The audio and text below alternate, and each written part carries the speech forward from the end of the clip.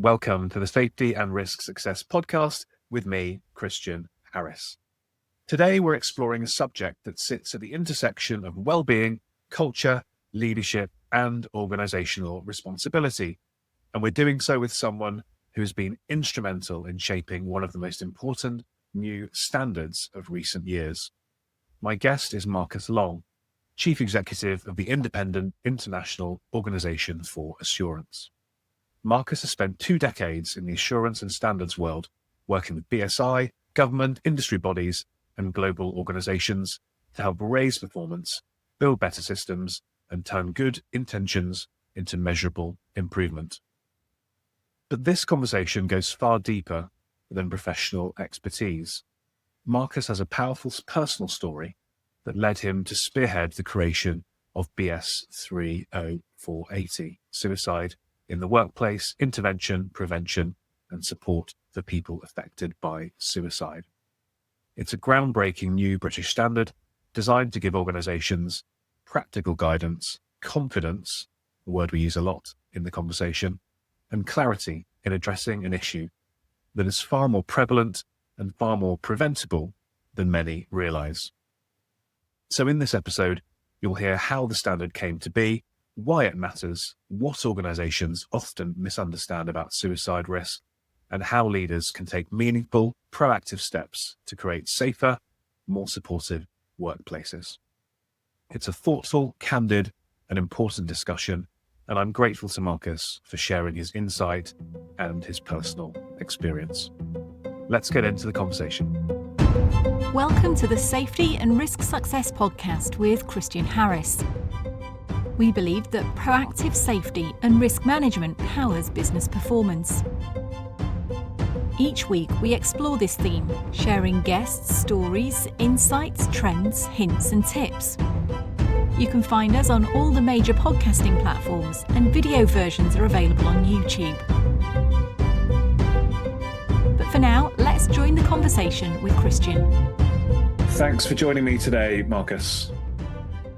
Hello, Christian. Yeah, I'm very happy to be with you today and to be talking to you about a very new standard and how it really takes the world of standards on to really exemplify what standards can do in many different ways. Yeah. Been a very busy month for you with the launch of that, and I know you've been traveling around and keeping very busy. Yeah, exactly. It's the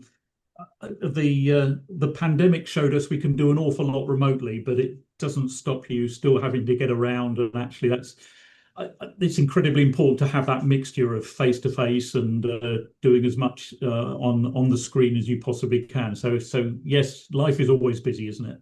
Yeah, absolutely.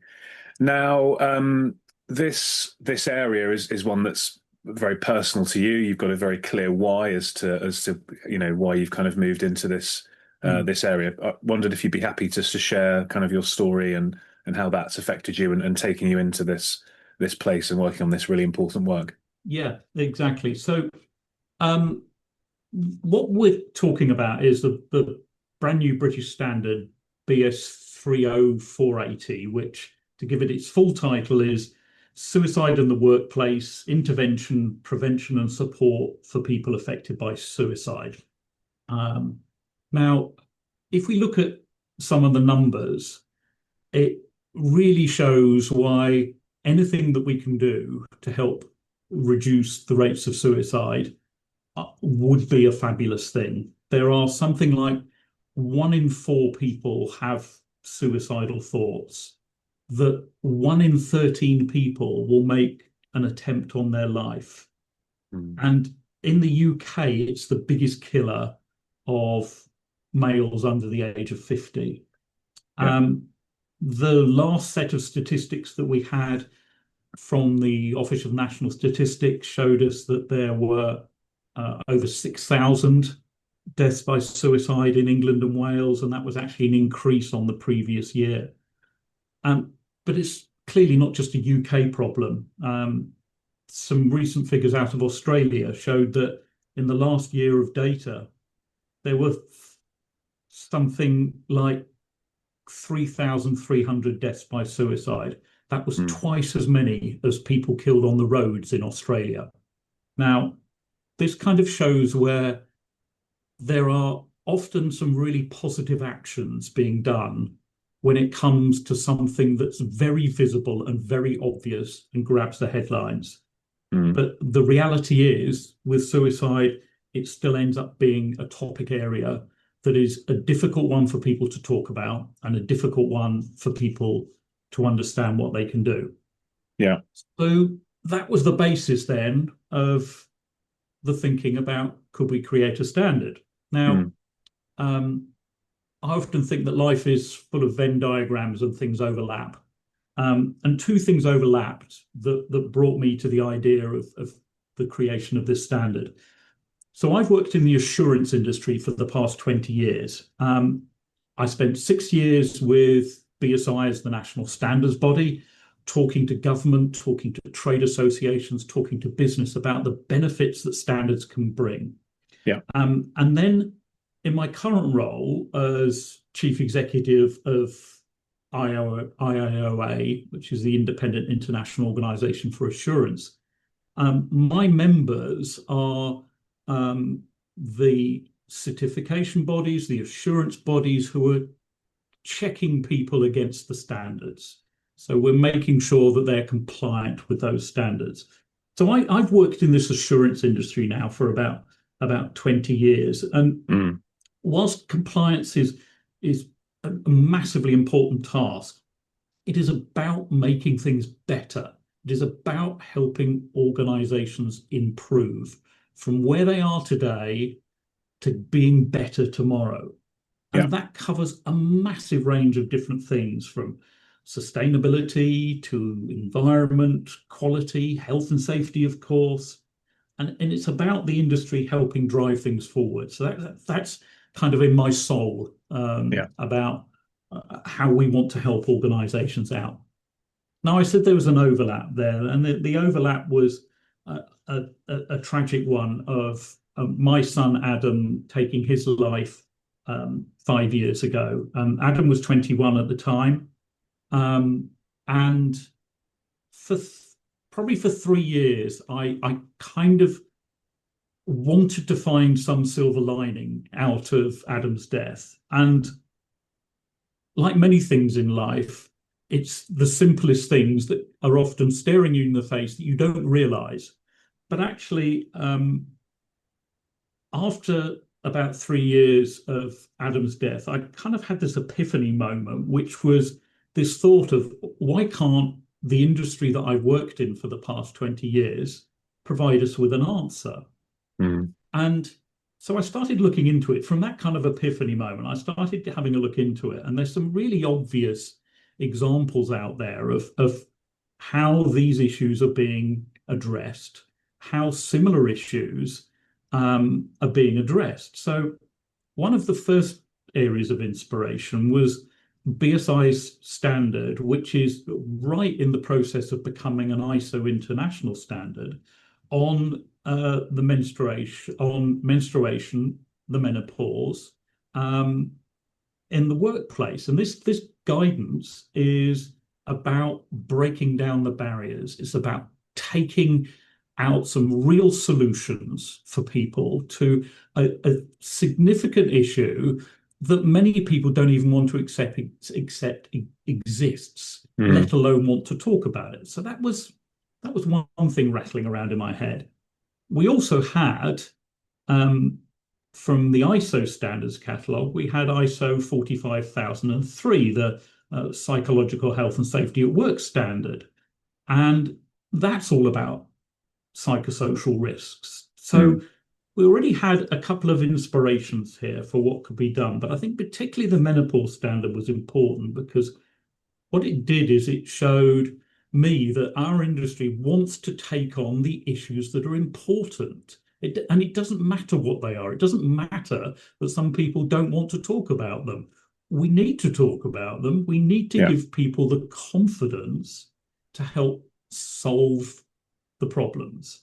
So that was the inspiration. And then 2 years ago, I kind of started that journey of how can we really, really take this on. So I started talking to kind of three groups. I talked to standards developers, I talk to the suicide prevention community, and I talk to business about how they would like to see something evolve. Mm. And from those initial kind of one-to-one discussions, we then worked up into having a workshop at the House of Commons in February last year, 2024. We got a whole bunch of different people together to talk about the idea of the standard. Did it have merit? And from that, we got a very clear idea that people felt it was going to be a positive thing that we could do here. So from that, in May 2024, we held a variety of focus groups to really start drilling down into the standard and saying, okay, what should the standard look like? What should we cover? What should we not cover? What type of standard is it? And then in June 2024, we got approval for the standard. And that's when the work really started. Yeah. Yeah. Now, the way that standards are then put together, having had those initial discussions with a lot of different standards developers around the world,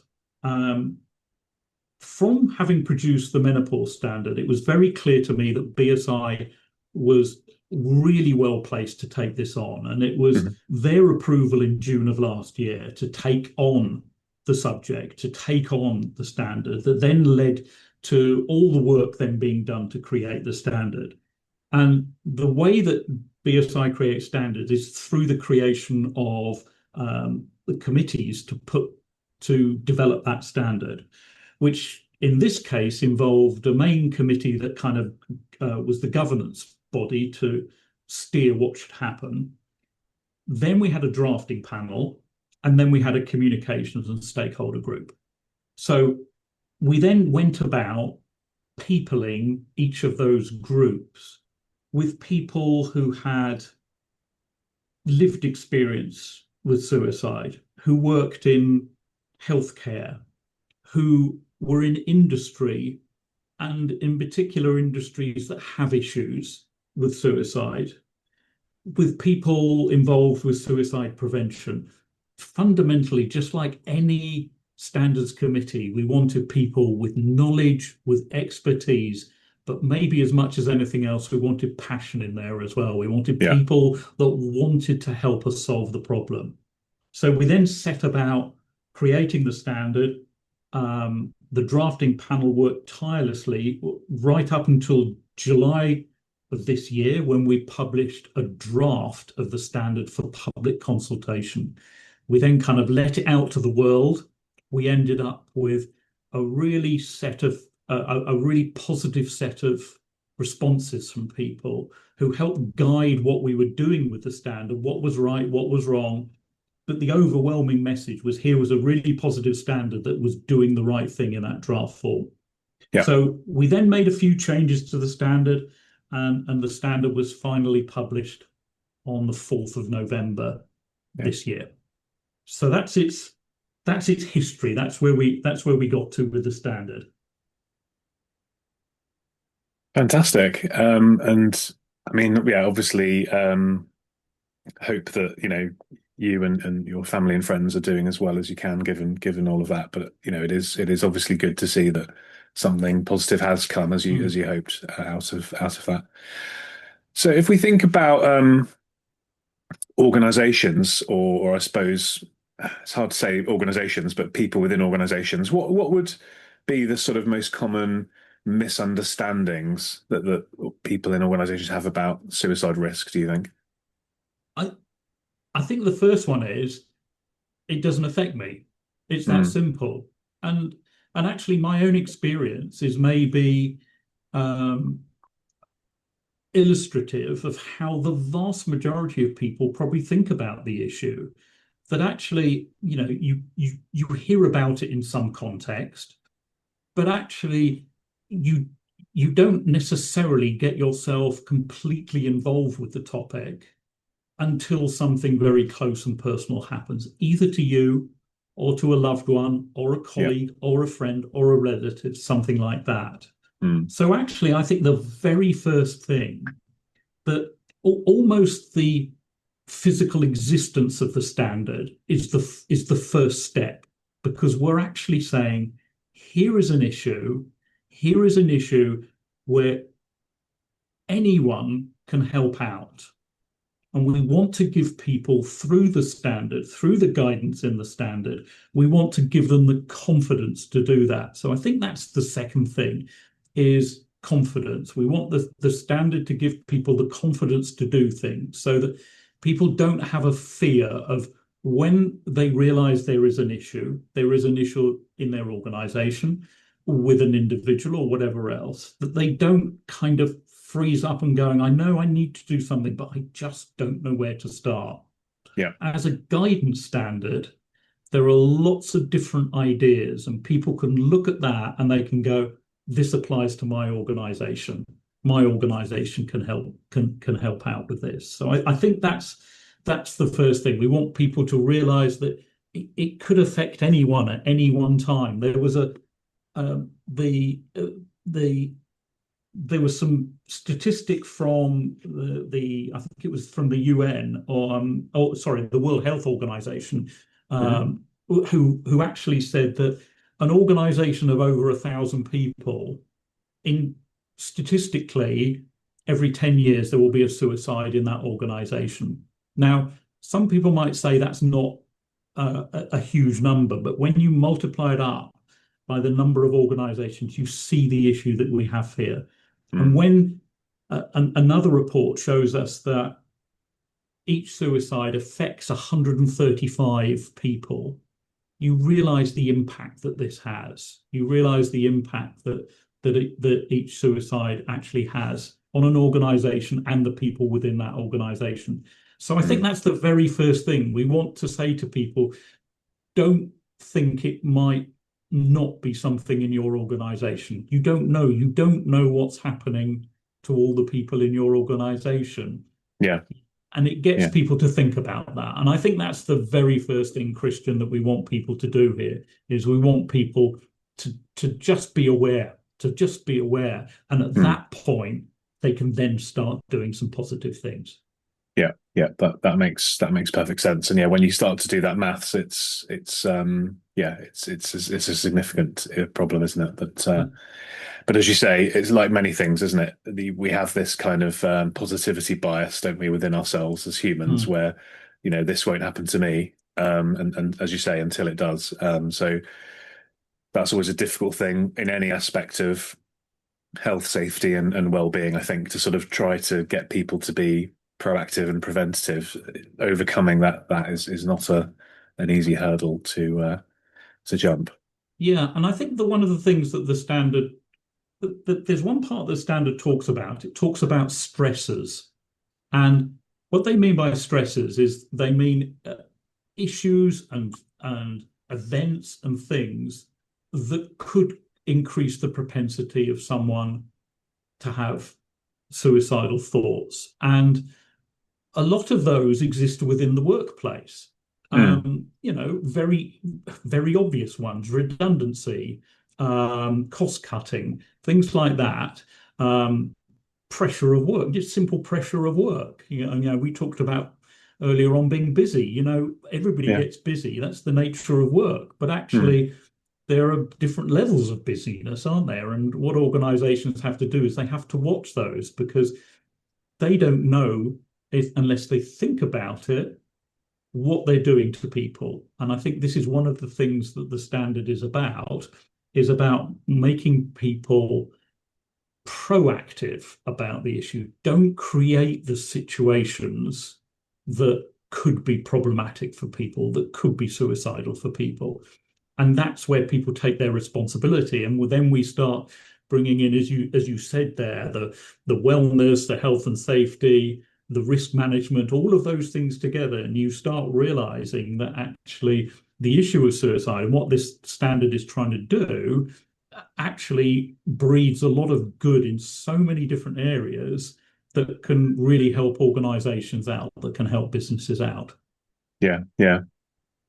Just something that occurred to me, actually, the word suicide. I know that I remember listening to The Rest is Politics, and Alistair Campbell was talking, and Roger was talking about this, and there's this maybe push from certain people to get away from committing suicide as a phrase, and talking in a different way. What was the feeling around that Well, from? the issue particularly around the word committed is linked to the fact of legislation in the past.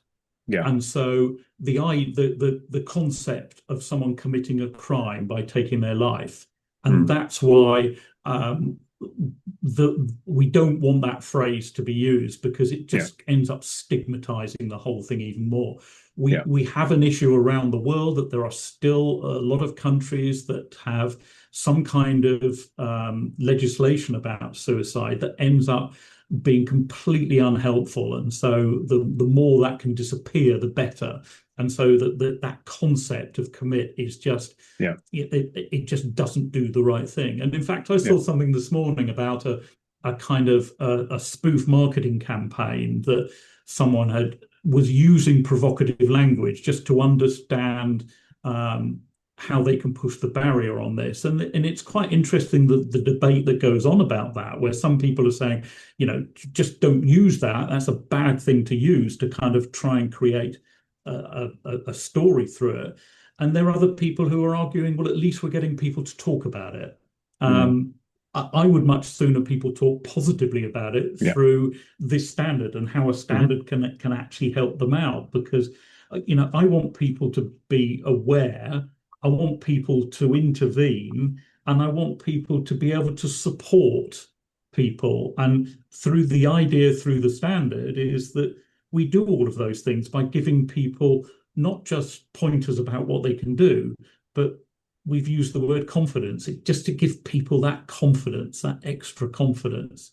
And I remember in the past when I worked in the rail industry and introduced disability awareness training, and the number one thing that we got people to think about is to have confidence, not to worry, am I going to say the wrong thing? Not to worry about how someone perceives what they do. And you actually turn that round by asking people questions. And if you ask people questions which are of an open nature, but of a direct nature, then you can feel confident about things. And this exactly the same applies with suicide. And that's what we want to do through the standard, is give people that confidence through some of the ideas, through some of the guidance, to say, you can operate these things, you can work these things out.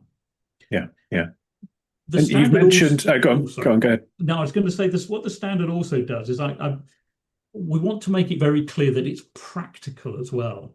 So one of the things that the standard has is, the standard is relatively lengthy.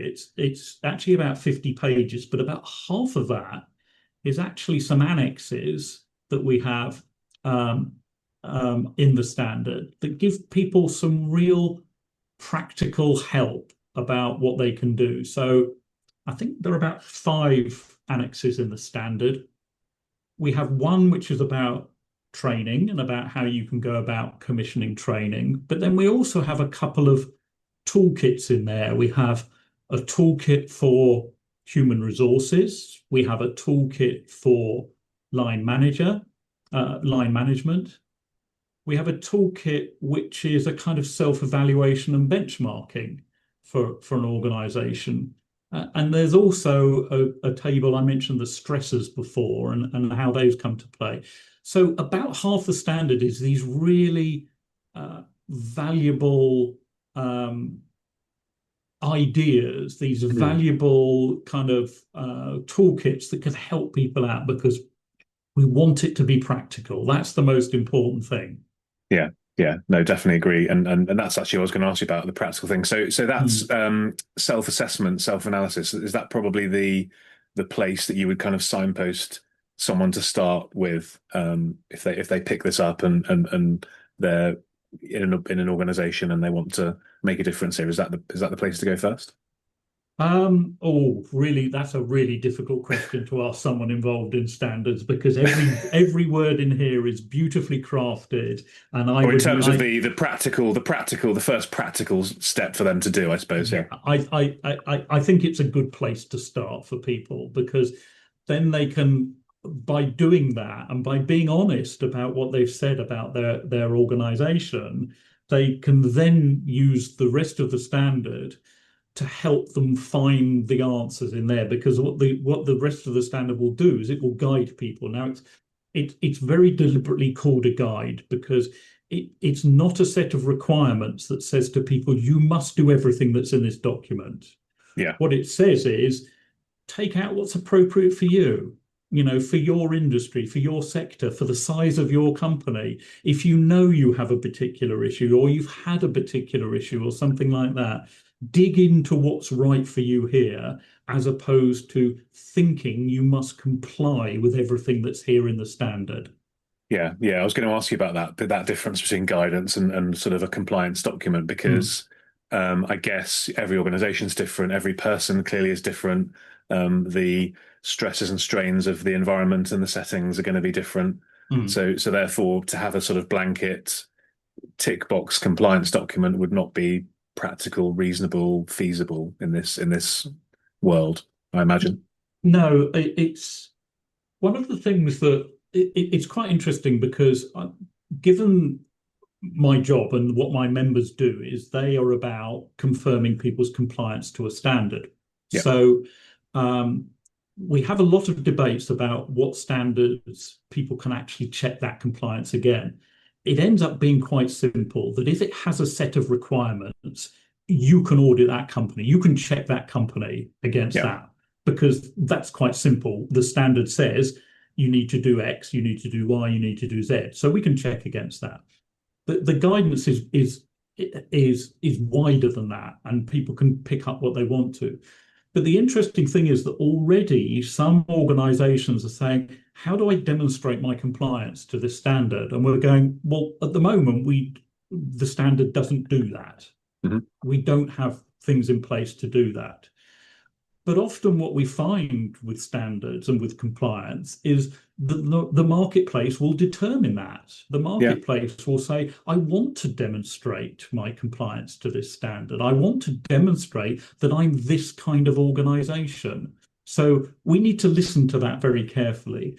yeah, And I say we need to listen very carefully, because what we don't want to do is we don't want to end up with any negativity about that. We don't want yeah, people, for example, just to become a tick box organization, because there is so much research that shows that the best standard, the best implementation of a standard in an organization is when people have the right culture about that standard in the first instance. That that's actually interesting. Mm. they go into it saying, this is going to be a positive thing. I don't just want it for some kind of badge on my website or a good old fashioned certificate in the reception area. And this is where we want to be with this standard. We need to listen as a brand new standard to what people are saying they need the standard to do for them. At the Yeah, moment, the guide is very much about helping people, because there are so many companies that have no understanding of what they should do. yeah, Anything we can do, and this is also, Christian, why the standard is free. mhm. It's one of the very few BSI standards that's actually free. And BSI wanted to do that because they want as many people to use it as possibly can. And Yeah, we're already seeing that with the numbers that have downloaded, which is really positive. yeah, and there's a link. Whether you're watching us or listening to us, there's a link in the show notes where you can get a copy of the standard as well. Yeah. Let's talk then a little bit more broadly about standards. What should people that have joined us be thinking about standards in 2026 as ISO 9001 undergoes revision? Where are we going in the Mm. standards world? Yeah. So our major three standards are currently under some kind of revision process at the moment. So as you say, ISO 9001, the quality standard, is likely to be published at the end of towards the end of the year, maybe Q3 next year in 2026. I say maybe because it's in the draft process. It's the public consultation going on, and the volume and the depth of comments will always determine how soon a standard could be published. Yeah. And so that's the plan at the moment, for it to come out in probably Q3 next year. But we'll wait and see. We'll wait and see what the current public consultation comments do for us. Earlier than that, we have the Environmental Management System Standard, ISO 14001. That should be published in Q1 of 2026. And ISO 45001 is currently going through its first revision, isn't it? Actually, thinking about it, it hasn't. Since its publication. So the first revision of that has just started. The process has just started for that. Probably, well, it definitely won't be 2026. It will be further on than that. But we'll see that. We'll see that produced. So yeah, three of our most significant standards being revised at the moment.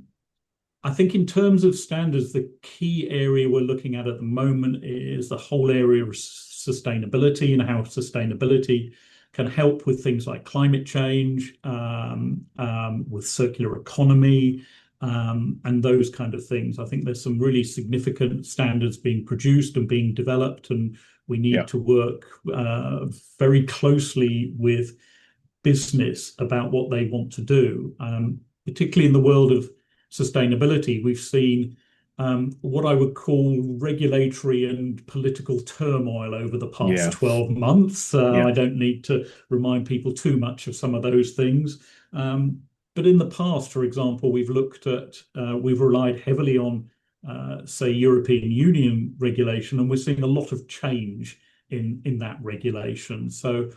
But what is very clear is that businesses still want to do the right things. They still want to do the right things because more than anything else, it helps their organization. If their organization is either helping to reduce the impact of climate change or is responding to it. So, for example, in health and safety, there's a very clear link there that climate change has some fundamental impacts on people's working conditions. So we need to make sure that is included within those kind of things as well. So sustainability is going to be massively important in standards. Everybody talks about AI and what AI is going to do. What's going on in that space? Because that's quite obviously so fast moving that the sort of, that process you just outlined of consultation and questions, and that's quite a slow moving process in comparison, isn't it? Yes, exactly. So there's some very careful thought going on about how you use AI to develop standards, because and very interestingly, there are also standards being developed that help people manage AI themselves. There is already ISO/IEC 42001, which is management system standard for AI. So we're already watching what's going on and helping people out with these things. How we can use it, I think a lot of that will depend on the whole issues around governance and authenticity of the data that you're using and those kind of things. And so I think as standard developers, the world standard developers will tread carefully about how they use AI, but I have no doubt it will be influential. And if it can help us reduce the amount of time that we're producing a standard, that can only be a positive thing. But we always have to be careful about saying we want to produce standards quicker, because sometimes if you produce them quicker, it does show that you maybe don't have the thought that's gone into them. Maybe you haven't developed the community. We talked about the suicide awareness standard, that how actually drawing the community together has a rich diversity of people on that committee. If you hurry it, you run the risk of not ending up with that diversity of views. You don't have the public consultation that helps you understand everybody's views, a wide range of different people. So there is a fine balance between speed Yeah. and quality with standards development. There's absolutely no doubt about that. Yeah. Well, you mentioned at the start, didn't you, things overlapping, and it's that classic speed, quality, and time and cost, isn't it? Yeah, You can't. You yeah. can have two. You can have something fast and cheap, but it isn't necessarily not going to be as good. Yeah, and I think you're right about querying how AI comes into that, because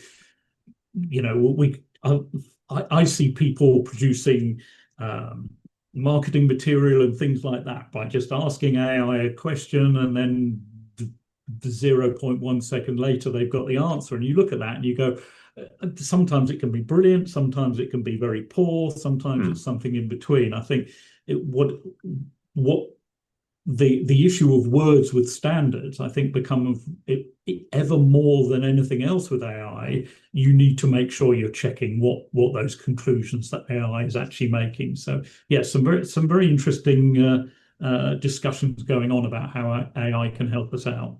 Yeah, definitely, definitely. Last couple of questions from me, Marcus. You've worked in government, big corporates, global bodies, obviously. What would you say differentiates organizations that actually, really value and really embed standards well versus those that just kind of file them and use them as a bit of a tick box? Yeah, I think that we kind of mentioned it before. It is about attitude. If you have an attitude of saying this is entirely a marketing operation, so that I can tell people that I conform to this standard. If you're using it entirely to get into specific supply chains, for example, you will get positive benefit out of using that standard, no doubt about Yeah. it, because you can then be on the supply chain in a whole range of different industries. You may well attract a new group of customers by having that. So that will give you a positive, there's no doubt about it. But the outperformance, and that's what organizations are about, isn't it? It's about that extra margin, it's about that extra performance over their competitors. Yeah. If you take the concept of a standard, that the standard has been put together by the great and the good in that subject matter area, people who, through the diversity of their views, bring their individual expertise and their individual views. But when you put them all together, you end up with real balance in what people are saying in a standard. Mm. And that really gives the authenticity of the standard, that someone can pick it up and go, I can use this in my organization, because there is not intrinsic bias in this standard. This standard is about doing the right thing on this particular subject matter. And if you think about the standard as that, you will look at it, this might sound melodramatic, almost as an inspiration for Mm. how you can make your business better, how you can make Yeah. your organization better. And the our industry is quite complicated when it comes to the terminology and certification and accreditation and a whole range of different things going on, let alone the numbers attached to the standards, just to confuse people right from the outset. But actually, I think it boils down to that one word of better. We can help make people better through the use of standards. They Yeah. can have a better environmental performance. They can have a better health and safety performance. They can have a better quality performance. And those things help lead on to a safer work environment, Yeah. to climate change being lessened in its impact and those kind of things.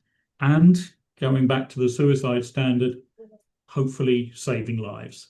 Yeah. And that's where we want to be. If people have the right attitude about these things, they can deliver that real change, that real benefit, that real betterment of whatever the subject area actually is. Yeah. Fantastic. So, if you could wave a wand and fix one thing in the way that organizations approach suicide prevention or assurance, Mm. what would that be? The first thing I would want is for people to realize they can help. They don't know in their organization that they might have an issue. And so by actually waving that wand, I'd say to people, look at this, download this standard, have a look at it, and be aware of the fact that you can do things, sometimes some very simple steps that could make a real difference to people. And it gives people the confidence. So we've used the word confidence probably more than any other word since we've been talking here. Yeah. If we can give people that confidence to go out and talk about it, to listen to people, there are so many different ways that this guidance can help people out.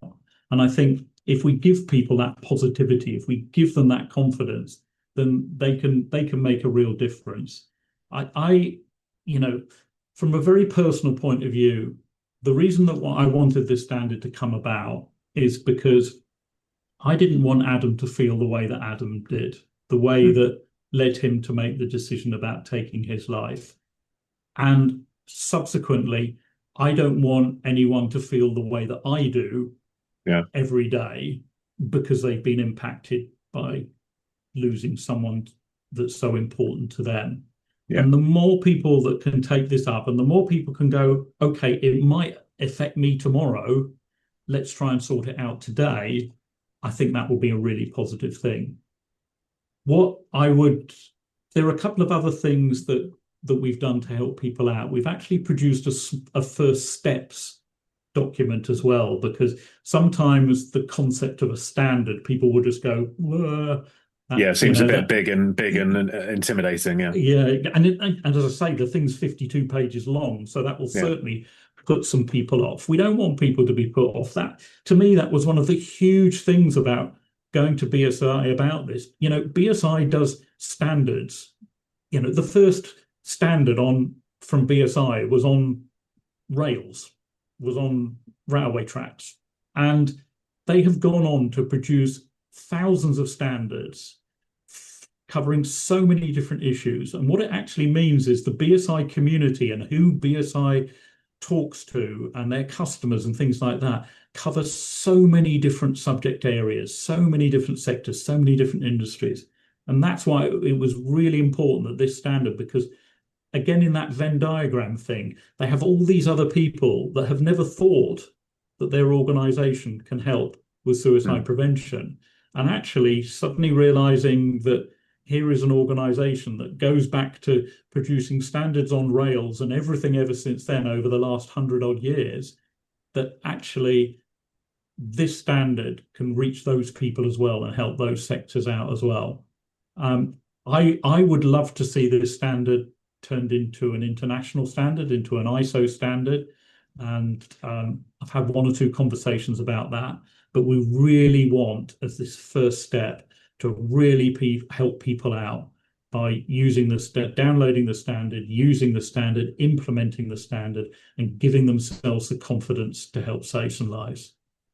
Perfect. And as mentioned before, the copy of that will be the link there will be in the description notes. Thank you so much, Marcus, for that. Learned a lot. Made me think very widely about this subject that is one that we should all be focusing on. And you guys have done a great job in creating the standard and the resources. So really encourage people to check those out and take that first step. If people want to chat to you, want to learn more, is LinkedIn a good place to connect with you? Yeah, come to me on LinkedIn. To find the standard itself, just search BS 30480 and you'll see that will take you to the BSI website where you can then you just download, you just load in a tiny amount of information and you can download the standard from that. Yep. But yes, they can get hold of me anyway there, and I'd be very happy to help people out and with understanding more about the standard and hopefully more people spreading the news. And that's why I appreciate joining you today, Christian, to help spread the ideas about the standard and what people can do. Because as I say, the more people that understand that, and the people at BSI and the people on the committee have done an amazing job. And for some of those people with lived experience, it is such it's a tough thing to do as well. Yeah, it must be very harrowing. Yeah. Yeah, and we maybe sometimes forget that a lot of people come to this through their own lived experience of this. So I think the people that have been involved with this are amazing people. They've done fabulous stuff. The standard was launched at the Houses of Parliament on the 19th of November, and in a way, it was a kind of celebration of what has been achieved, but also something that says, let's all go forward and take this forward, because we've achieved nothing by producing the standard, absolutely nothing. What we will achieve is by people using the standard, implementing the standard, and saving lives. Yeah, fantastic. Well, thanks again, Marcus. Really enjoyed it, and thanks to you for joining Marcus and I this week, and we'll see you again next week for another podcast episode. Thanks for joining us on the Safety and Risk Success podcast. If you've enjoyed this episode, please hit follow and do share on social media. Does anyone you know spring to mind as a great guest, even yourself? If so, please contact us on podcast@slipsafety.co.uk. See you next week for another episode.